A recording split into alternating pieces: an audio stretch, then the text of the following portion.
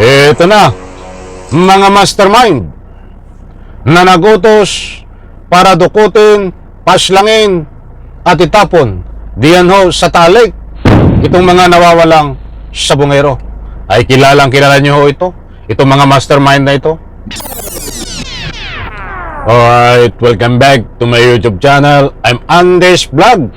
Ito, kilala nyo ho itong mastermind dito ho sa mga nawawala na sabungero na ayon dito sa lumutang na testigo ay itinapon ng wala ng buhay diyan ho sa Taalig. Aba, marami-rami ho ito. Approximately 100 person. Marami-rami po yan. May isa na sa 100 nakatao ho ayon ho dito sa lumutang na testigo na tinapon diyan ho sa Taalig. Mga kaibigan, ito ibabahagi ko po sa inyo itong latest update, mainit-init pa tungkol po dito sa mga mastermind. Malalaking tao ito mga kaibigan. Sige, bago ko po ibahagi sa inyo, isang like muna sa video na ito. Kung nagustuhan nyo po, sabay-sabay po nating i-like ang video na ito. Sa lahat ng hindi pa nakasubscribe dito sa aking YouTube channel, Road to 300k subscribers na po tayo. Maraming salamat. Please subscribe.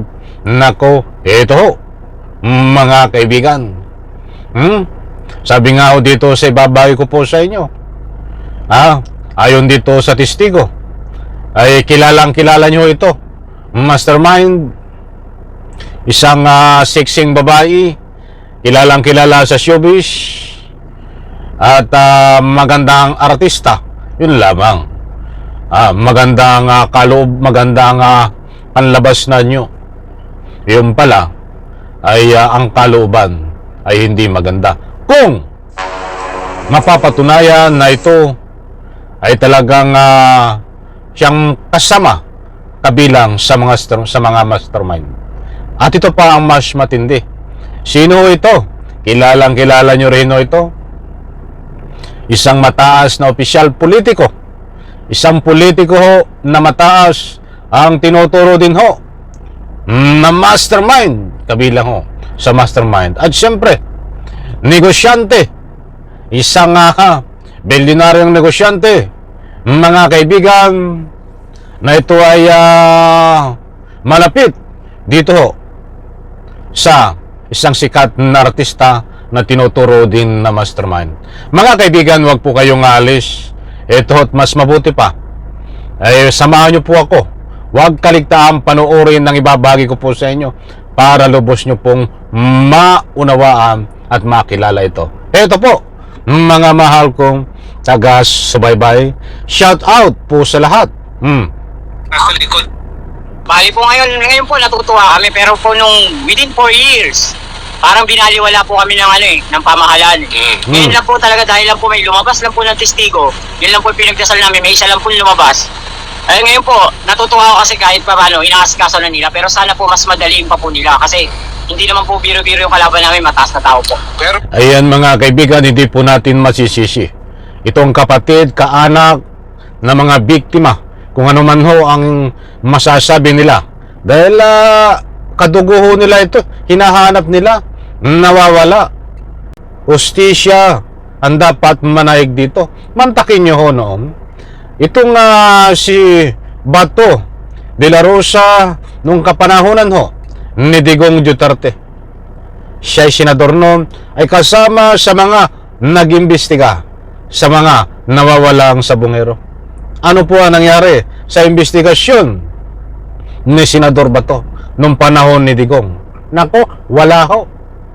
Walang nangyari. Nag-aksaya lang ho ng anumang pera na ginastos diyan sa Senado. Mayroon po nagtuturo na testigo noon na buhay na pumunta pa diyan sa Senado at mayroong tinuro ho na mastermind. But ang lahat pong iyan, back to zero. Wala pong nangyari. Ano pa nga hanapin nyo? Ano pa kaya nga gusto nitong mga nag-imbestiga dito? mayroon po mga CCTV na kumalat sa pagdukot. Kitang-kita ho sa video. Nandun yung mga pulis. But anyway, saka po natin natalakayin yan kung bakit itong pag-iimbestiga ni Bato noon dito sa mga nawawalang sabongero. Wala hong nangyari. Wash out lahat. Hindi ka pakipakinabang. Dito muna tayo. At bigyan natin ng highlight. Itong latest update, kanina lang ho, mainit-init pa. Tungkol dito sa kilala na at kilalang kilala ang mga mastermind. Ito po, mga kaibigan. Without mentioning their names, ha? Hindi naman po biro-biro yung kalaban namin, mataas na tao po. Pero without mentioning their names, ha? Huwag mo lang banggitin ang pangalan, pero meron na kayong hinala. Kilala nyo na ang nasa likod ng krimen? Opo, kilala po kasi ako nakapasok na rin po ako sa sabungan na yun eh. Kaya, kilala na po namin yun. Yung, Kung sino mga, po. yung lumalabas na mga pangalan, yung mga isinabi ni Totoy, yung nasa showbiz personality, yung mga ma-influence Opo. tao. Opo, kilala na po namin yun. Kahit naman po yung pinaka si Alias Totoy na yun, kilala naman po namin yun. Okay, sige. So anong susunod yung mga... Ayun mga kaibigan, ito po ang interview dito sa kaanak, kapatid nitong mga nawawalang sabongero. DCXL News, maraming salamat po. Suportahan din natin ito. Ipaintulot ang paggamit ng inyong video clips. Medyo mahaba pong interview na yan. Bigyan natin ng part 2. Ang gusto ko lang pong ihatid sa inyo itong bigyan po natin ng highlight tungkol dito sa ika nga po mga mastermind na ayon nga ho dito. Sa binahay ko po sa inyo ay kilalang kilala ho ang mastermind. At yan ho ay mayroong affidavit na sinumpaan sa laysay na nakasubmit na diyan ho sa DOJ. Mga kaibigan, I'm very sorry kung kahit alam ko ho ang tinutukoy na mastermind at alam kong kilalang kilala nyo na rin yun. Itong sikat na artista, tinuturo din ho na di umano ay mastermind.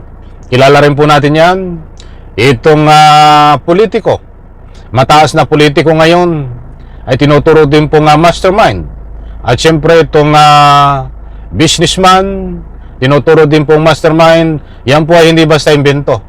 Mayroon pong sinumpaan na salaysay ito si Alias Totoy na nakasubmit diyan po sa DOJ na gagamitin ho para ika nga po ay magkaroon po ng linaw itong mga sinasabi ni Alias Totoy na sa utos nitong mga mastermind ay pinadukot ang mga nawawalang sabongero at itinapon diyan po sa Taal Lake.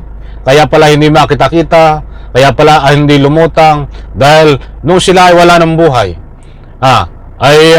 nilagyan po ng sandbag para hindi ho lumutang diyan po sa Taal Lake. So kabang-abang ho ito, ayoko naman pong pangunahan. Mga kaibigan, kahit kilala nyo na rin ng itong mga mastermind na tinutukoy, ay hayaan po natin na itong DOJ ang mag-declare na opisyal na sasabihin sa taong bayan.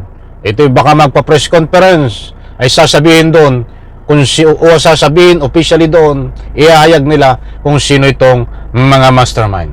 Ito po ay sensitibong usapin at alam ko kaya medyo tipid ang DOJ sa pagsasabi kung sino ang mastermind dito ay sila ho ay nagbabatay sa matitibay na ebidensya. Kaya tabangan po natin ito, mga mahal kung taga-subaybay. I'm very sorry kung next vlog po natin or another vlog ay malalaman nyo kung ito ho, kung anong mga pangalan ang sasabihin